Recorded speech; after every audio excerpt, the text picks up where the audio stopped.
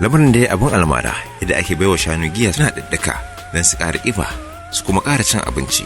Tun asali dai an saki wani faifan bidiyo ne a kafafen sada zumunta da ke nuna yadda wani matashi mazaunin jihar Kaduna ke bawa ta saniya giya ta hanyar zuwa mata kwalaban giyar botiki inda matashin ya bayyana cewa hakan na sa musu cin abinci sannan kuma na ƙara musu ƙiba. A to wayan suka sha me suke yi da shi? Ya yake musu? Yana buɗa su ya ƙara musu dafi. Ya ƙara musu cin abinci kenan? To shi amma zai sha shi a matsayin ruwa ne koko dai? Yana sha ne yana ɗan jin ɗan tsamu-tsamu. Okay. Ɗan tsamu-tsamun to yana musu magani. To amma wannan da sanin masu shanun ake ba su sha ko kuma ya abin yake? Sun sani masu shanu. Su suke zuwa su siya? Siya suke yi koko? Ana ba su ne shanu na nan. Ok, na nan garejin ne. Kamar yadda kuke gani saniyar da ta dage sai bulbula take ba kakkautawa kuma da alamu tana jin daɗin kwalbewar da kuka yi akari da yanayin da ta shiga na Marisa. Tambaya dai anan ita ce, shin a Najeriya ne kaɗai hakan take faruwa? Mun tambayi Malam Google inda ya haɗa mu da jakadun Kora.com ga abin da suke cewa akan screen cikin harshen Turanci.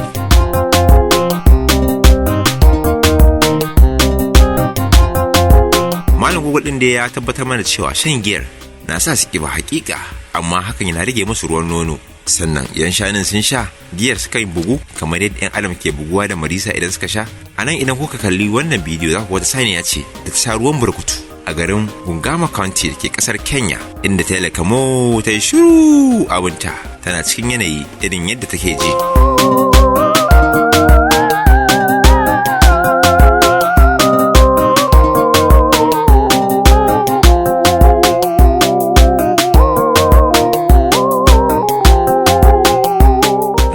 Wata saniya da ta kwalbe abinta take ta tangadi akan hanya.